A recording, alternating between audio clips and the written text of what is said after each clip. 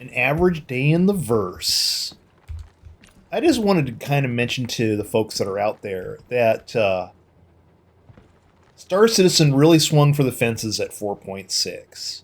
And what I mean by that is it really tried to address really bad issues that they kind of let go to the wayside when they introduced engineering. And what I mean by that is that you still had people that would, take an Aurora or small-sized ship and crash into a capital ship and destruct it. Or missiles would hit your ship and explode, and the explosive radius would knock your components out, thus knocking your ship out. I know because I had that personal experience from having a Polaris. Mind you, I didn't have the shields up right away. When the bomb hit, I think it was disabled within 2 seconds. And that's very disheartening for people, any person that flies a ship of any size that's medium or above. And I mean that truly for anything that's a Drake Cutlass or bigger. Anything that's a multi-crew type ship that advertises that it's supposed to be sturdier. Even for heavy fighters to a degree. So, for the longest time, Star Citizen, it was all about the meta fighter.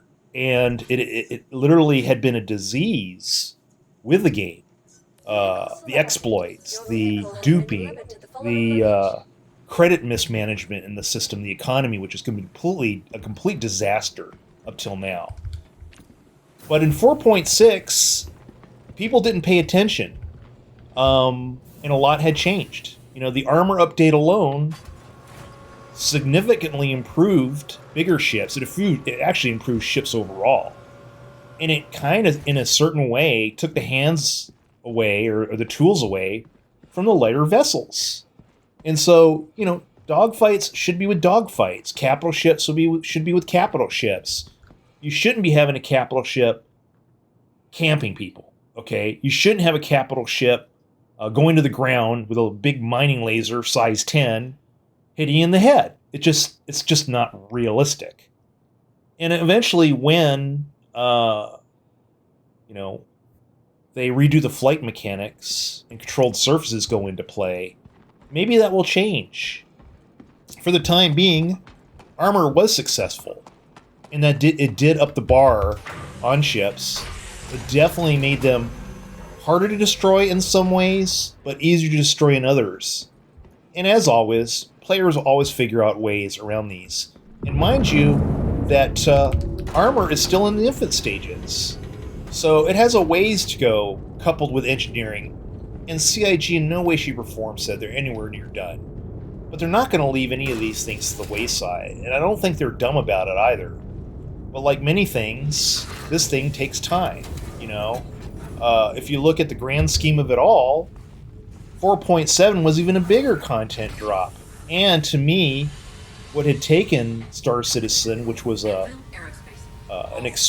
really to me a tech experiment, and moved it to the level of an actual MMO.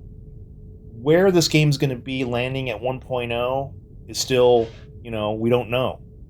And for a org leader like myself, who's experienced players come and go, and I've seen it in the hundreds, I really don't put a whole lot of stock in the game and believe anything until it's actually out.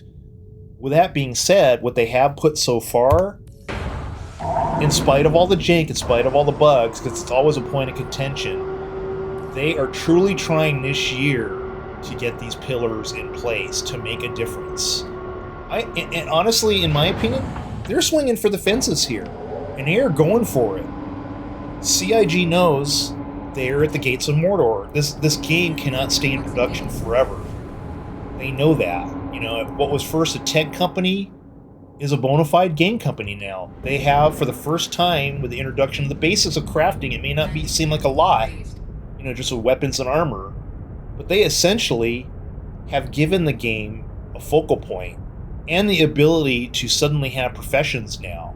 And that's going to be huge in the up-and-coming patches. 4.8 addresses one of the most egregious bugs that we could ever have had, which is the hangars. People are sick and tired of losing ships. And if they can eradicate that, it's going to be huge for the game. And the reason why I say that is because you know, it's been a bug for 15 months. It's been a plague. Every time I pull a ship, it gets lost. It gets to the point where it gets beyond annoying. It gets to the point of hair pulling and PTSD, which many people experience playing this game.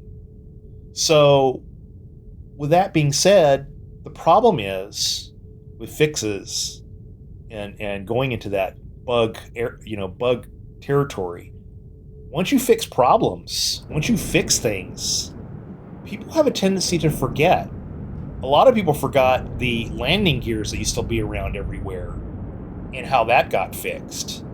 And most people don't even seem to notice it anymore. In many cases, they take it for granted. Another big bug that I wanted to point out that plagued me for eternity, when I would have a teammate, I almost dreaded if a teammate would res me with his medical gun. The reason why is I would get that beeping noise continuously, and it's gone.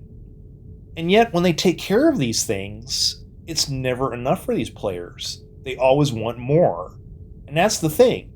When you make bugs go away, people forget. So we'll see what happens with CIG in the up and coming months. I think this year is a very solid year for them to get the pillars in. I'm very hopeful after seeing what they did with 4.7. I'm actually excited to going forward to 4.8. In times past, I dreaded each patch. I actually look forward to what they bring in because it just brings the game one step closer to completion. And one of the things that always stands out to me about this game that people need to pay attention to is the roadmap. The roadmap clearly shows there is a 1.0. In times past, and I've been with Star Citizen since 2017, there never was an endgame roadmap.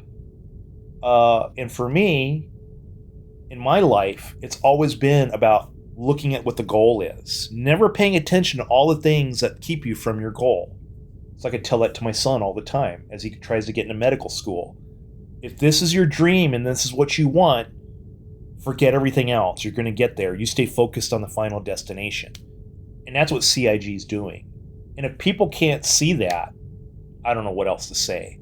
We do have a game that is going in a direction, regardless of the setbacks, and they're going to have more. I often projected it wouldn't be till 2030 that Star Citizen would be complete. And if it's any sooner, in my infinite opinion, it's bonus for me. But this is what I just wanted to mention about this game. It has a lot to offer. And when people run into this form of stasis, either take a break from the game, or if you get bored, that's a you issue. Because honestly, I've been on this thing since 2017. I can't think of a single day I've ever been bored.